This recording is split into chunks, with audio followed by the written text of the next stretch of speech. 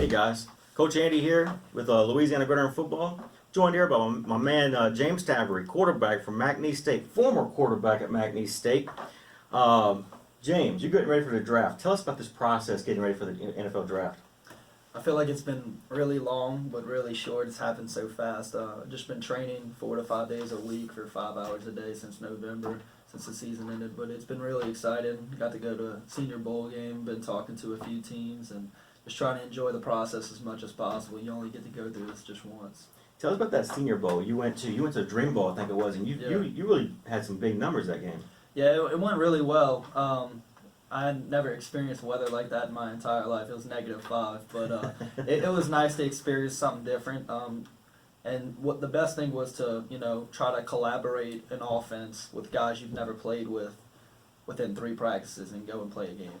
So it was really interesting, and it really helps you pick your knowledge of the game up a lot faster than you normally would, because everybody has an offense works as a unit, and if one person messes up, then the play doesn't work. So, I mean, I thought we did very successful. The win was a big factor, but we didn't get the result we wanted with the win. But we still had a lot of fun, and I got a great experience out of it. Good. Your sophomore year at McNeese, when you first got to McNeese, we'll talk about that real quick. That was a big season for you. You came within 33 yards of being the all-time leading passer for McNeese. Yeah. Tell me about that. Walk me through that season. So got there in the middle of the summer, so I had to learn the offense really fast. And Coach Guidry basically told me you have 16 practices to win the starting job. So I literally studied my tail off about 8 hours a day, all throughout the summer. And then once fall camp hit, I kind of had the offense already in the back of my hand. So won the job within 14 practices of the 16 they had named me the starter. And so, going into the season, I thought our offense was very, very explosive. We finished number 8 in the entire nation for passing yards. And but our running game wasn't that good. So, it kind of stalled here and there, but our passing game was always very successful and stuff like that, and I can always rely on that. Our O-line was great, but our defense struggled a little bit. So I always had it in the back of my head, guys, we got to put up 40 to 50 points a game to continue to, win ball games. But it didn't go the way we wanted to. Like I said, I'm always more worried about wins. We went 6-5. I didn't like that as much. But then the following year we went 9-2, and I didn't have nowhere near as many passing yards as I did. So I was more concerned about the wins than anything. But overall, the accolades were amazing, and beating a lot of the records in a single season was incredible too. But all in all, I'd rather had a lot more wins than I did. But it was a great experience for my first year. You kind of jumped ahead on me there. I was going to talk to you about your junior year. You went 9-2. You turned that team around from a 6-5 to a 9-2 year. Right. What was kind of the leading factor into that? Because you had a big part of that as well. Right. I know that Coach Guidry, he took back over the defense. He was a great defensive coordinator. He was unbelievable. But I think it was more of the culture. We didn't have that good of a culture the first year. It was kind of everywhere, new head coach and stuff like that, and we kind of fixed some stuff in-house, and people started to actually buy in. And when you get that for an organization, that's where the winning comes from. If you have a bunch of guys playing as a bunch of individuals, you'll never be as successful as you want to be. So, I thought we had an amazing season. We really couldn't have asked for any better, and we still didn't get a playoff berth. So, that was a heartbreaker, really. But right. yeah, I would take 9-2 over 6-5 any day of the week. No matter what my stats are. So. And then you finished your career off as the 4th-ranked quarterback in all-time passing yards. Yeah. So walk me through that. Tell me about that. So first year went really good. You don't have almost 4,000 yards passing that first year, 3,300 yards, something like that. Yeah, it was a lot. More than I had ever expected to even throw, attempt-wise. I had almost 500 attempts my first year. And then what Coach Guidry was really concerned about was we didn't have a strong running game. We only had a strong passing game. And that's only going to get you so far in the playoffs when you play against the North Dakota States or get into the bad weather where you have to rely on running the ball. So we basically stripped my attempts in half. I only threw 250 attempts the next year. And our running game got better. And so, but you still had 2,500 yards passing. Yeah, I sophomore. did. Yeah. Right. I'm my biggest critic. I'm my own biggest critic. So you was named All-State player for your junior year with half the attempts. So right, still. exactly. But it was just more of an efficient offense as a whole than it was just sticking to passing. So, I mean, it's still, I threw up a lot of yards and stuff like so. Leading into my senior year, we go 5-2. We started off really hot. Actually, one of the games I set a record for 5 touchdowns and a half. I really wanted to beat the all-time record, but I tied it. But I mean, it was a great first start of the season, and then I got a little banged up in one of the mid game seasons, and the coaches, they thought I was getting sacked way too much, and so they were concerned about my health in the future and stuff like that for my career, and so they gave Cody a little bit more playing time than I had expected. But I mean, all in all, I mean, I was able to get healthy and stuff like that, but we didn't finish the season that we wanted to. We got 6-5 again. You can see you had almost 2,000 yards passing that Right, yeah. senior year. So I mean, all in all, I mean, Right. I can only do as much as I can do. So. All right, so going forward, what are some of the things you're training? What are some of the things you're doing right now to get ready for that next step, the pro career? I'm doing a ton of running, a ton of footwork, and a ton of breaking down my mechanics every single day. Mm-hmm. Basically going back to the basics. That's where I feel like if a great athlete always refers back to his basic training. We can always add stuff on, like trying to be, how could I put it? You can get fundamentally all like types of crazy and do all these crazy drills and stuff like that, but if you don't have your fundamental technique, then you'll never reach that expectation of what your potential is. So we've always just keep it dummy down, working on my 3-step drop, because a 5-step drop is just another 2 steps, and a 7 is another 2 after that. So can I perfect my 3-step drop into perfecting my 5? So speaking of that, you did a whole lot of snaps under center. What do you center right now in college? What are you doing to counterbalance that now? Because in the NFL, you're going to take them under center. Right. And what's crazy is my entire college career, I've asked a coach to go under center, because that's where I'm most comfortable at. I've been training since I was 10 years old. I've never taken a snap and shotgun while I was training, ever, since I was 10 years old. I've always been under center, because if you can drop under center, you can drop in shotgun. Mm-hmm. And every pro team, my trainers told me since I was a little kid, they want to see you drop from under center, and can you get out? And because, like I said, shotgun's easy. I mean, it just helps you just get away from the rush a little bit faster. But if you can drop under center and move into the pocket really well, I mean, you got it all. You got the whole package. And a lot of guys, they only know shotgun. So when they get under center, they have to learn this within a few months. And basically not even in a game. Their first game in the NFL is probably their first time under center live. Mm-hmm. So, I mean, all in all, I wish I had a little bit more snaps under center in college. Because the Jets and the Browns, they actually asked for me for some film to get under center and with a real center. So that's what I'm doing this Friday. I'm taking Corey Dublin from Tulane. He's going to just snap the ball a few times for me. Good. Well, I'm a coach. I used to at LSU and Southeastern and everything. So I brought my handy dandy little whiteboard. I want you to teach me offense. As a defensive guy, I know how to beat you. Right. Okay. I want you to show me how can you beat me on defense. So I brought my whiteboard here. I want you to teach me offense. Okay. So show me some of your favorite plays. All right. And show me some of your keys and what you're looking for. Gotcha. Walk me through it. Barney style it for me. All right. So. I'm blonde, so you gotta walk me through this nice and easy. Gotcha. So I'll do my favorite play. We got right off, 660 cross, H jet. I'm gonna draw it up. Any specific coverage you want, or Doesn't matter. Doesn't even matter? Alright, I'll just do basic cover 4. It works for me. And after, I'll change some coverages up and stuff like that. Because it makes my read a little bit more adjustable and stuff like that towards the snap. I gotta show this up so everybody on the camera can see this. Oh yeah, I'm gonna draw it up first, and then Okay. I'll flip it and show everybody. So let's see, just basic cover 4.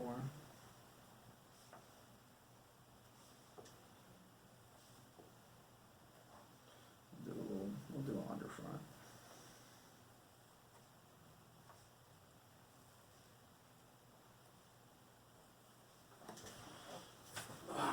So how you want me to do this? There you go. Hold it up like this. Alright. So right off, this is the formation right here, right off. So right off our base set is called ace, and what Y would do, he would just move out into the slot. But right off tells him he's attached, but he's off the ball. 660 is 6-man protection. We got 1, 2, 3, 4, 5, 6 with the back. This is our slide side. So these guys are going to slide right here, and they're going to be manned up with the tackle and the end. And this back is responsible for 1 to 2, or 1 to 2 out here for corner blitz outside. So that's our protection. We have a must outside release go route. So he can protect, because we have an out route right here, a little speed out. So he can protect this H from this corner. This corner was play cover 2, and he didn't go outside of him and get his eyes pulled this way. He could really smack the heck out of that out route, and we don't really want that at all. So this is a yes-no.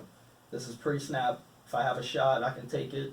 If not, probably not, but it's kind of predetermined. But I still want to bring my eyes this way, because that's going to bring us down to our jet route, which is our 5-yard speed out. Now let's just say if it was cover 2 and our H did see that corner sitting, he could pull up and sit into the zone right here. But most likely it's just cover 4, this corner's going to bail, this backer's going to be a little bit more outside for sure. But it's his job to beat this backer right here. Beat him to the sideline, just a little quick 3-step speed out. And so that's our second progression. Our third progression, his number 1 job is called under 1 over 2. That's his number 1 rule. He has to get under the number 1 defender to pull his eyes this way, because we have a post curl backside.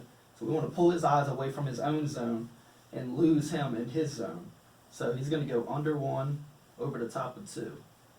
Now he can throttle, but he can't sit, because I'm going to get to it later, but when he runs a post curl, and let's just say it was man, he can run a dig. So we don't want them stacked on top of each other in that window. So he can kind of throttle down there in that hole, or most likely where I normally hit him is over here, because his backer pushes over, Mike tries to find him.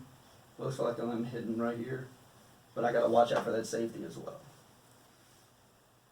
Brings us to our third one. We call it a post dig, but I like calling it a post curl because it really never turns into a dig. But all in all, he's trying to get that safety to come up and right, exactly. Yeah. Trying to pull this safety over here. That way you have 1-on-1 on this egg, on your X on the outside. Right, exactly.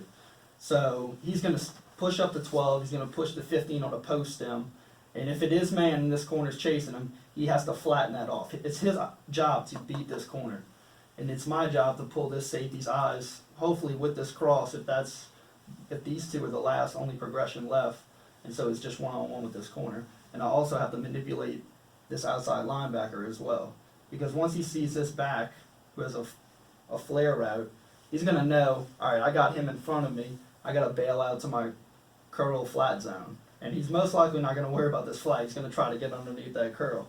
So let's just say that he did get underneath this curl right here, and his safety was playing like that, and that's too tight of a window. He's going to keep on moving, but staying flat. He can't drift upfield. And so that brings us to our last one, which is our back on the flare. So it's just 1, 2, 3, 4, 5.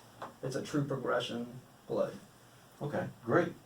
So show me who gets a manned up here, or your corner manned up here, your corner's manned up there. Okay. So we'll do just, I call it 2 cat, which is just basically 2 man. This corner's manned up, press. Press this way. You know, as a defensive guy, I love playing man and press, because especially you guys at Southeastern, man. I know because I love that. You know, if you're gonna play football, I want you to be a man. You know, so I want to see you stop these receivers within 5 yards, and that way I have more pressure in the middle. Right, exactly. So sometimes these guys banjo this, but all in all, we'll just say that this Sam has the Y and then Mike has the back. Most likely already, if it's 2 man, I'm probably eliminating this side in my head pre-snap.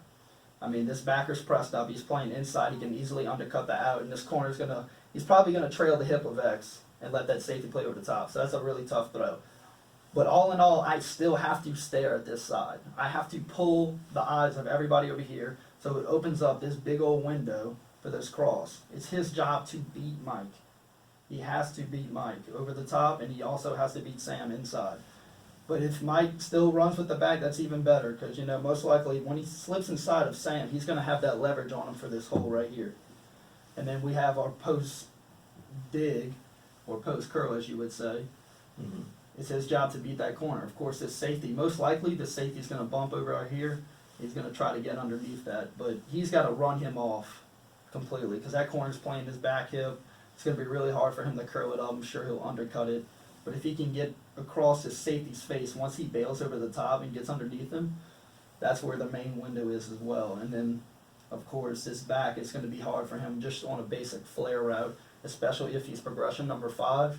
It's going to be hard for him to get wide open unless they banjo this and one of them gets confused and they both go with the cross. So, All right. yep, really going 1, 2 to 3. Okay. All right. Well, show me some more plays. All right. Justice is supposed to be blind. Referees are not. Join the winning team at Seymour Law Offices, where we always make the right call. I'm Clay Seymour. If you've been injured, I'd like to help. Don't delay. Call Clay today. Hi, welcome back. I'm here with former McNeese State quarterback, future NFL quarterback, James Tabary.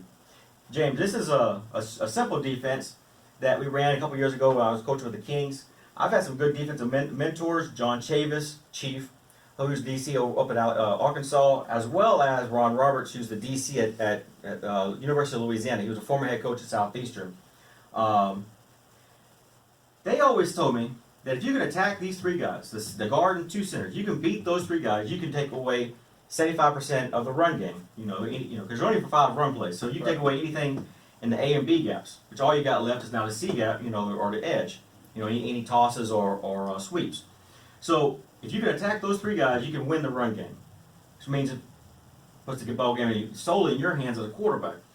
What I want you to do is I want you to walk me through game preparation for a defense and attacking your center, where the only way to protect that is to bring the guard down and help the nose to help out the center, which means you open up your B gap here. Your Mike's going to blitz, or if you're attacking from the other side, your quick backer's going to blitz.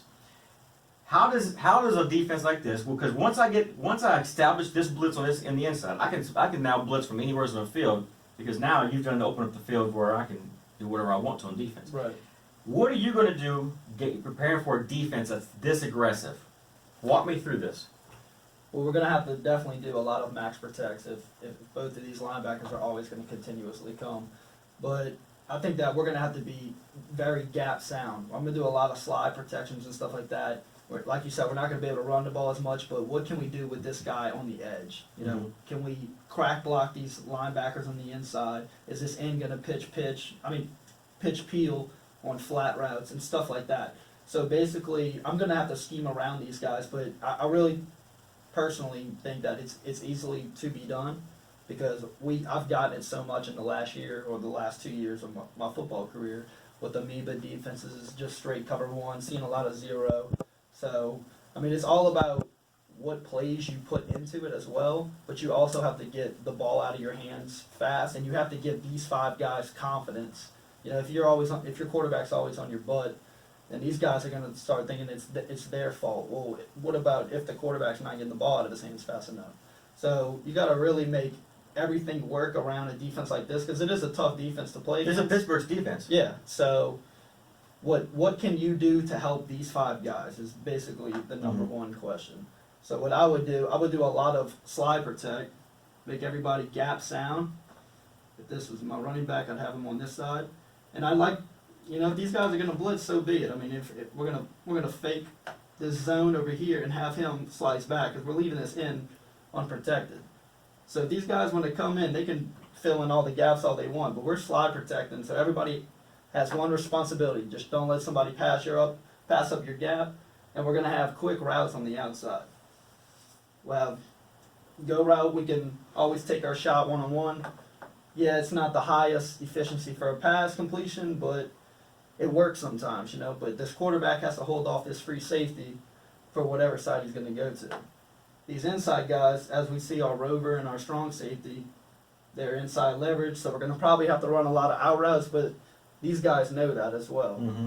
So, what you could do, you can run hitch, or you can run shake routes like that, which we also do, which is a different type of corner. but it also, you got to attack these guys. You can't just run an out route. If you just, let's just say he was just the run, goes to his out without attacking him, you're not threatening him. He's just going to undercut it, and it's not going to be good at all. So if you can push this guy and stem vertically and snap it off, you can win this ball game all day. Okay. But these guys have to be fundamentally sound as well up here. It all has to work. Or you could, this is what we did this past year. Bring him inside crack, bring him inside crack.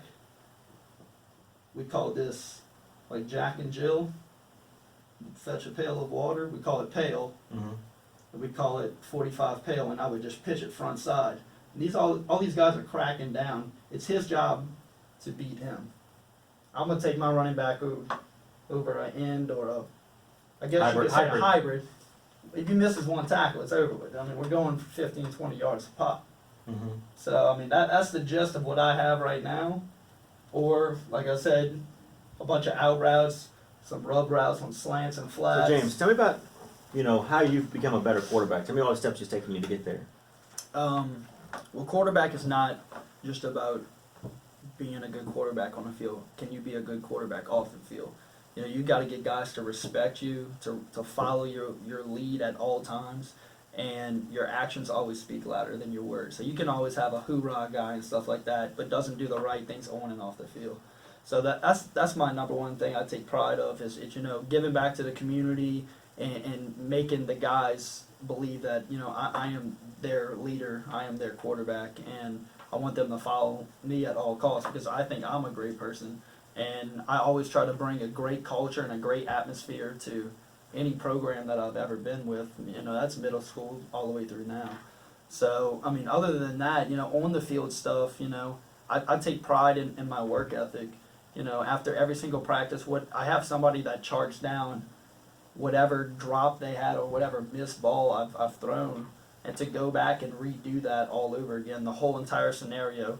Or like if we were doing like a team period and I didn't like a play that was run, but we got to keep on going with the script. After practice, I'm holding everybody accountable to run that play to perfection. So, that's the type of guy I am. I'm the type of guy who's the first one in the building and the last one out every single time.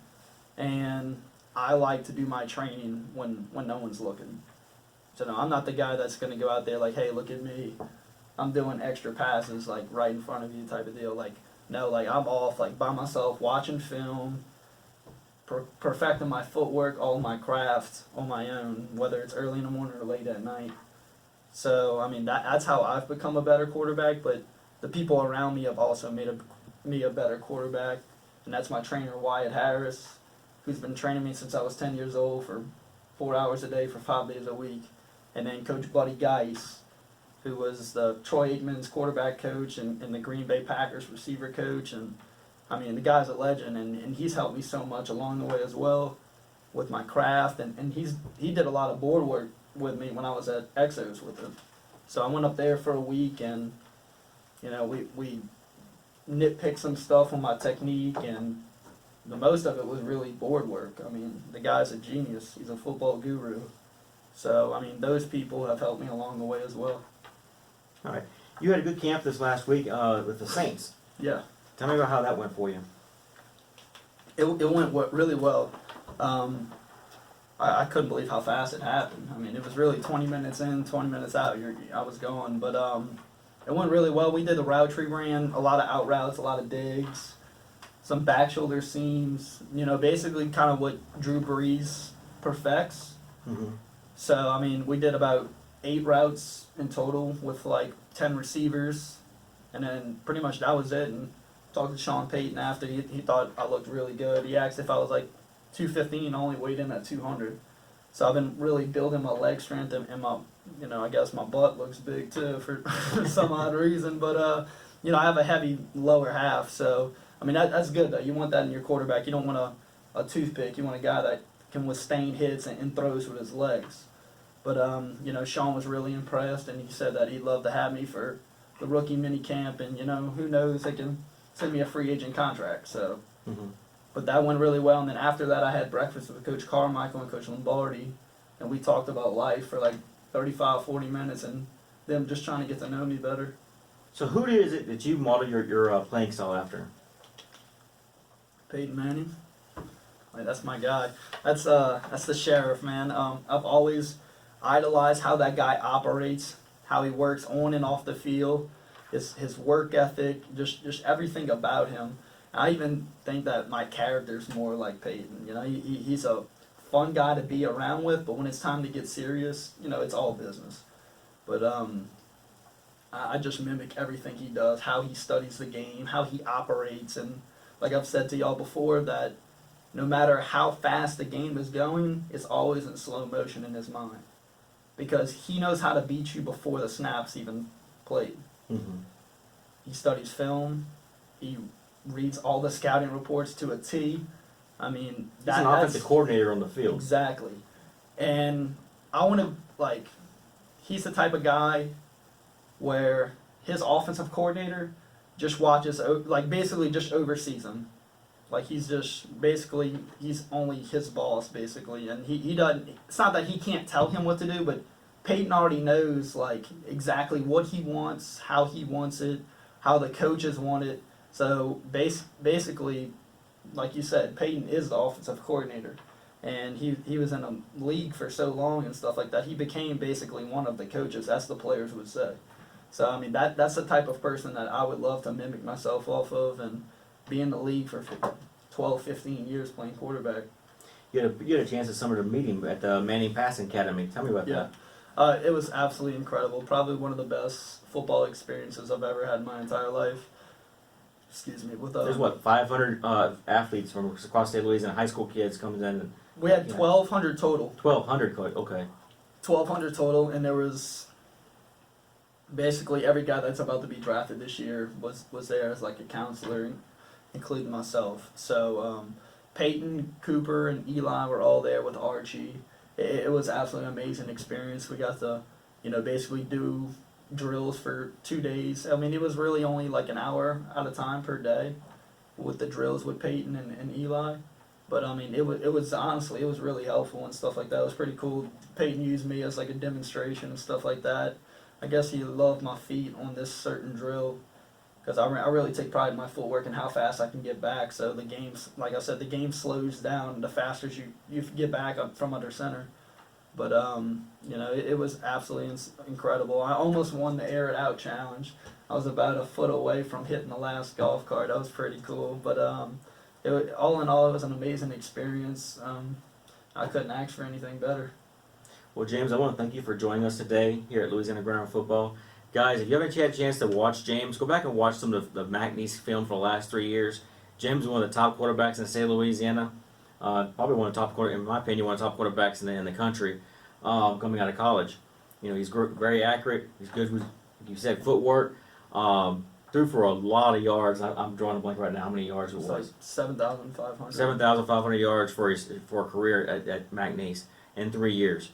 So, thanks for joining us, James. And until next time, I'm Coach Andy. Thank you for having me. All right, my man. Thank you so much.